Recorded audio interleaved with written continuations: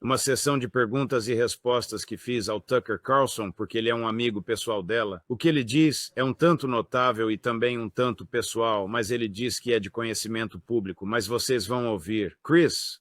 Qualquer um que discorde do programa vai ser marginalizado, na melhor das hipóteses, mas eu acho que a Tulsi é uma pessoa muito aguerrida e com verdadeira integridade. Por isso estou torcendo por ela. Eu gostaria que tivéssemos muito mais gente como ela.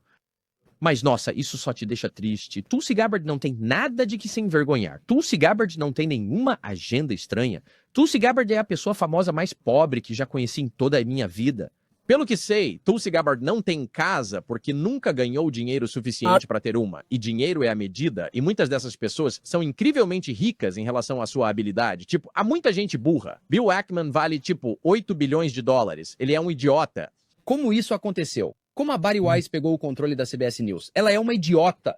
Sabe o que quero dizer? Há muito disso. E não são só esses dois, acredite. Há muito disso. Exato. E o reverso da medalha é alguém como a Tulsi, que é tão inteligente, tão dedicada aos princípios fundamentais.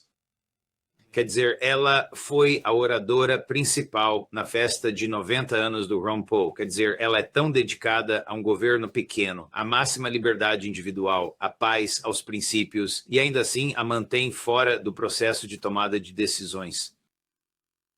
Excluí-la do processo de decisão antes de sabermos o quão humilhada ela seria. Ah, George, você sabe, quando ela estava lá no Japão, lamentando os acontecimentos de Nagasaki e Hiroshima, ela fez um discurso em que disse, sabe, os plutocratas, a elite, os belicistas, nos deixaram mais perto de um conflito nuclear do que em qualquer outro momento da nossa história. Ela disse isso no seu pequeno vídeo pré-gravado. Ninguém tinha a menor ideia de que ela diria isso. Mas, afinal, de quem é que ela está falando? De quem será que ela está falando, hein? Bem, não se trata apenas de Mads e Macron e de outros idiotas lá na Europa. Ela está falando das pessoas com quem ela está em confronto direto em Washington. Então, eu reverto meu conselho anterior a Tulsi. Mantenha-se firme. Comparado a qualquer outra pessoa, você é o melhor que temos.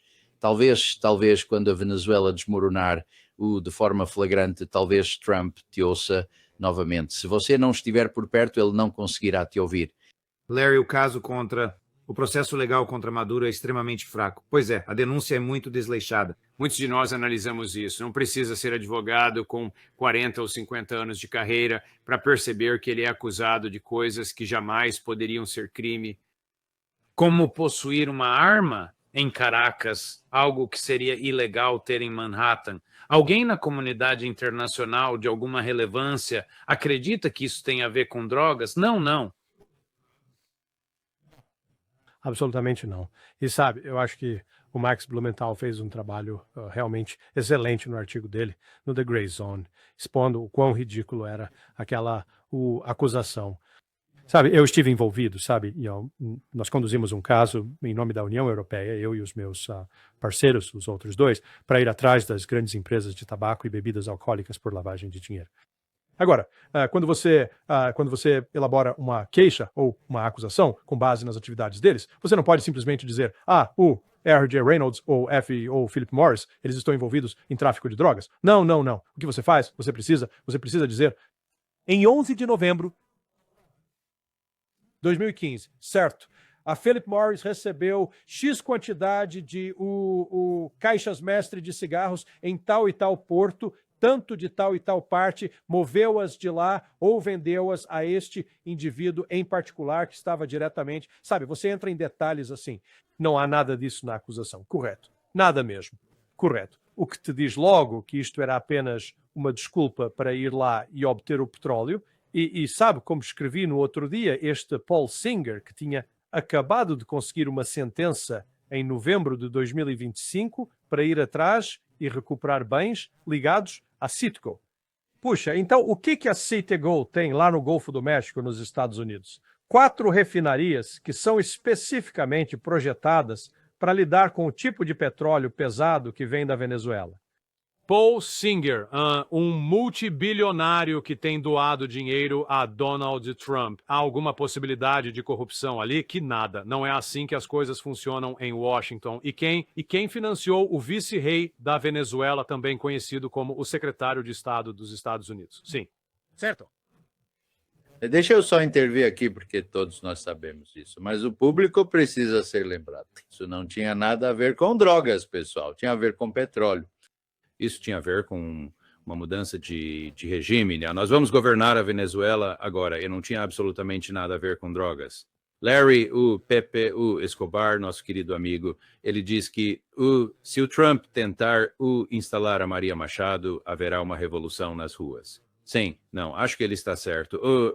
Sabe, a gente suficiente lá com armas que... Olha, eles pensam que a senhora Rodrigues, a Delcy, que agora é a presidente interina, sabe, mesmo que ela não estivesse, eu acho, diretamente envolvida com os planos para atrair Maduro, eles pensaram que talvez pudessem ganhar algum tempo dos Estados Unidos. Ok, entreguem o Maduro.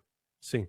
E olha, há umas coisas estranhas desse lado também. Se você viu algumas das fotos, eu o vi com pelo menos 6 ou 7 roupas diferentes durante as 24 horas em que foi preso. E ele parecia bem feliz fazendo o sinal de positivo. Então, não se pode descartar que houve algum tipo de acordo, mas a administração Trump é completamente delirante se pensa que vai governar a Venezuela. Boa sorte com isso.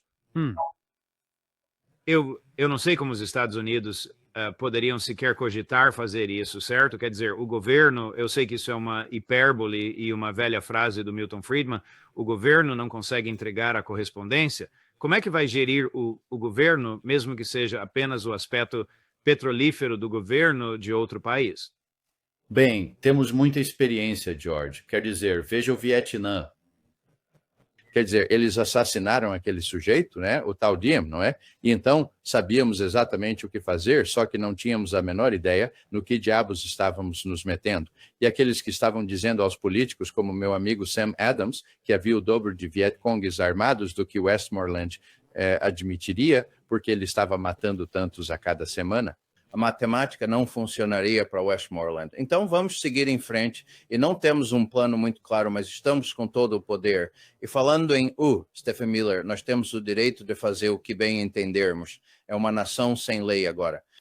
E se ainda houver alguma integridade na Europa ou noutros países, eles vão ter de dizer, opa, é nisto que estamos a depender para nos proteger contra aqueles terríveis russos na Europa?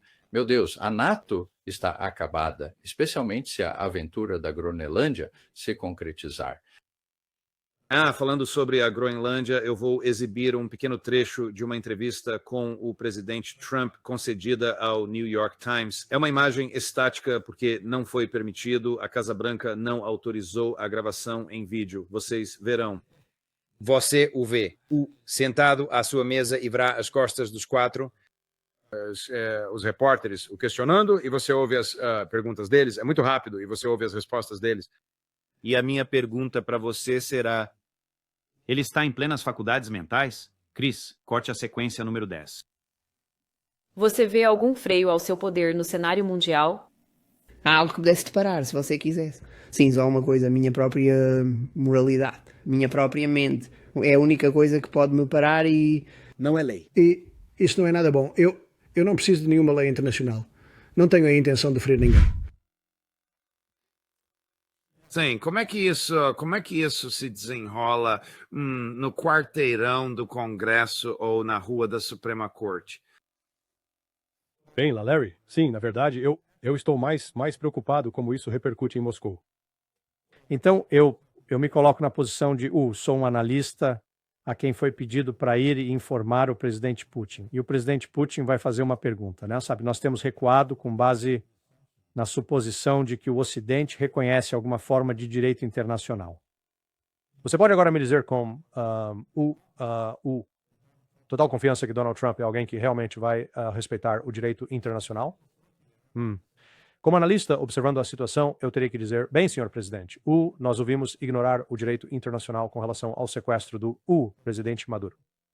Vimos-lo ignorar a lei internacional na abordagem de navios-bandeira do CEP Stipes. Ouvimos da sua própria boca que ele não respeita a lei internacional, não a aceita. Mas não é só ele. Ouvimos do secretário de Estado, Rubio. Ouvimos isso do chefe dele, um dos seus assessores seniores, Stephen Miller.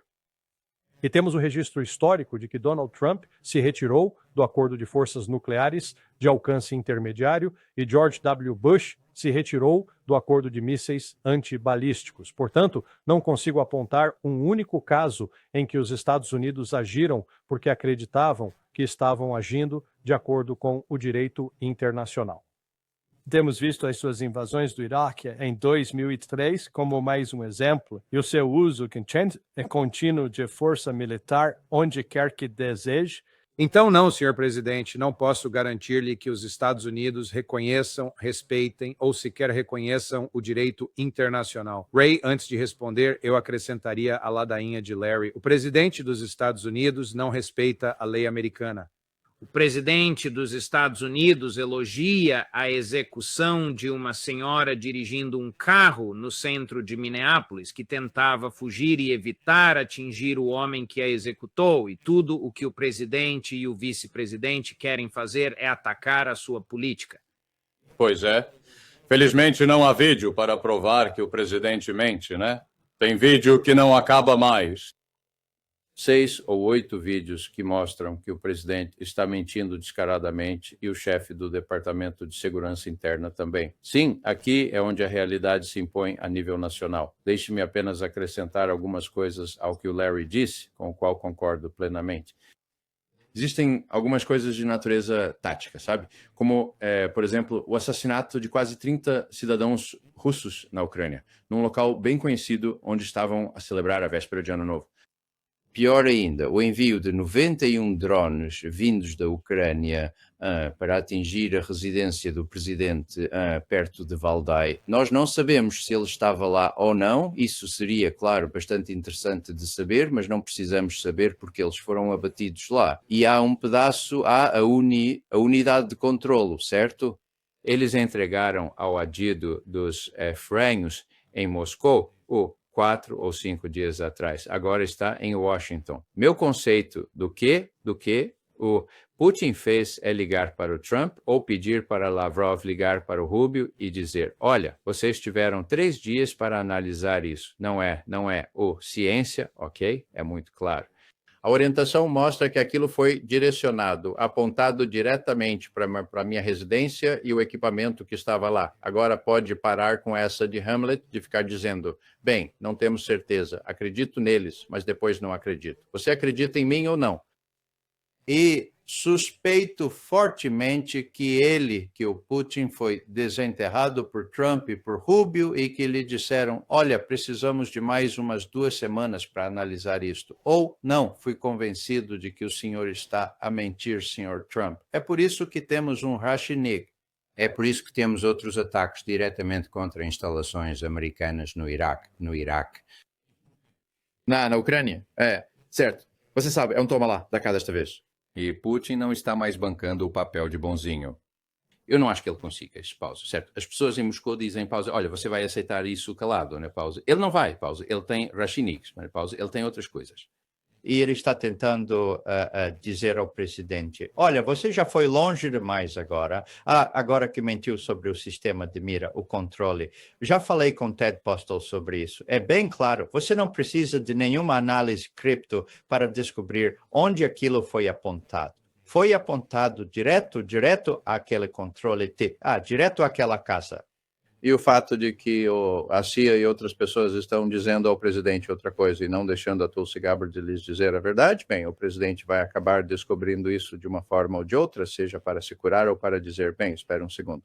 Talvez eu lide com Putin novamente, pessoalmente, eu não sei, mas a situação não parece muito favorável para as relações entre o Zucker e a Rússia. E os russos e os americanos deram alguma prioridade a isso, especialmente na primeira parte do mandato de Trump.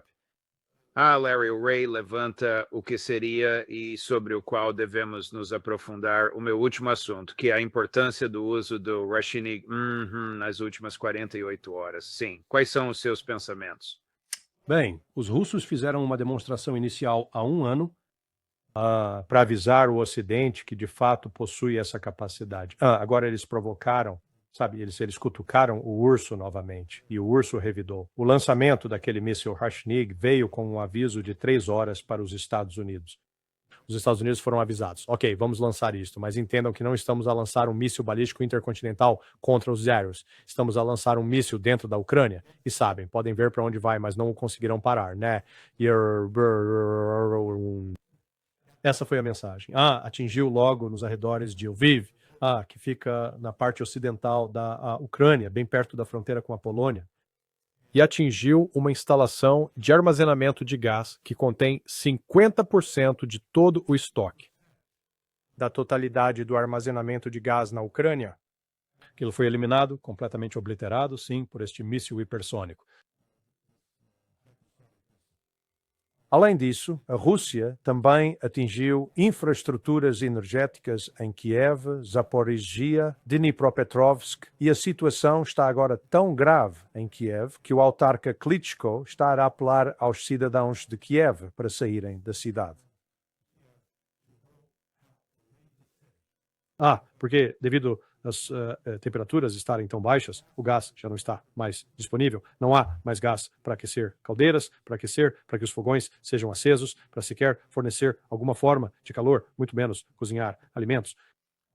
E com as temperaturas a cair, vão ter que cortar a água, porque caso contrário, se a água continuar a correr, tanto nas tubagens de água potável como no sistema de esgoto, os canos vão rebentar e isso torna-se uma confusão particularmente desagradável quando se está num prédio de apartamentos de 10, 15, 20 andares.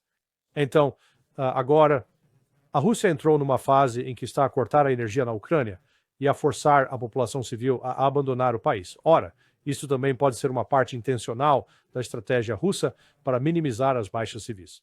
Porque se você tornar as cidades inabitáveis, os cidadãos têm que fugir. Então, os russos, na verdade, têm muito mais flexibilidade para atacar essas cidades. O que eles vão fazer? Uau!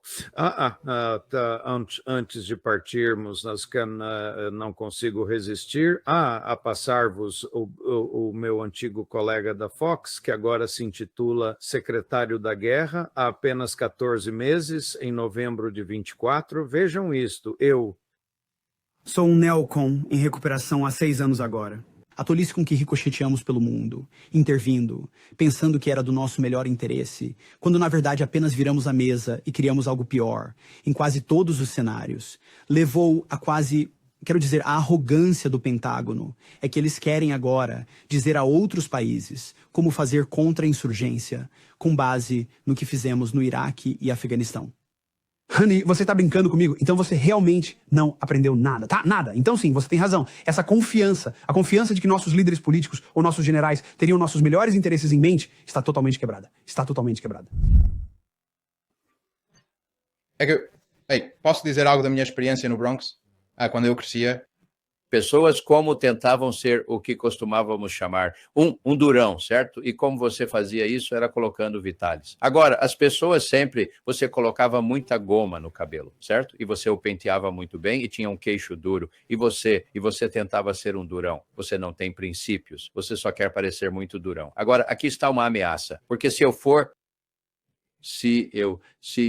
fosse o seu homólogo em Moscou e estivesse aconselhando Putin, o que se pode esperar de Hegseth? Meu Deus, pode-se esperar que ele faça o que lhe parecer melhor, ou para o Obama, por que não consigo dizer Trump da primeira vez? Talvez seja um bloqueio mental. Tudo o que Trump desejar, Hegseth fará com grande intensidade, certo? Então, essa é uma situação bastante perigosa. Não creio que Putin vai iniciar uma guerra nuclear ou disparar esses movimentos táticos, mas ele terá que perceber que esses caras são um pouco loucos. Eles estão completamente iludidos. Eles podem achar que conseguiriam nos provocar a fazer isso. Faremos o possível para evitar que sejamos provocados a fazer isso, mas precisamos ser fortes e usar tudo o que temos, arsénicos e qualquer outra coisa que possuímos, que é bastante. Eu tenho que concordar com tudo que o Ray acabou de mencionar. E eu trabalhei com o Pete por uns 6 ou 7 anos, na Fox, Larry. Sim. Bem, você sabe, de novo, aquele estado delirante da administração Trump. é destacada pela ação que eles tomaram contra esta nau-capitânia russa, agora batizada de Marineira, que significa marinheira. A tripulação, e o que é interessante, né, são 2 russos, sendo que um deles é o capitão, 8 georgianos, e não me refiro a Atlanta, Geórgia, refiro-me a Tbilisi, Geórgia. E 20 ucranianos, certo? Pensem bem nisto agora. Aqui temos a Rússia e a Ucrânia em guerra. E, no entanto, aqui está este navio a navegar com um capitão russo, 20 tripulantes ucranianos. Então, o que aconteceu nas últimas 12 horas? Bem, depois de Pambond estar a dizer, tudo bem, vamos trazer essa tripulação para os Estados Unidos e vamos processá-los criminalmente. Adivinha só, os Estados Unidos libertaram os 2 russos, então agora vamos processar criminalmente 20 ucranianos. Tem que amar. Não dá para inventar uma coisa dessas. Pessoal, obrigado pelo tempo de vocês hoje. Fico feliz em terminar com uma nota feliz, especialmente às custas do governo. Tenham um ótimo fim de semana. Esperamos ver os 2 na segunda-feira de manhã. Sim, senhor. Você também, George. Obrigado. Tudo de bom.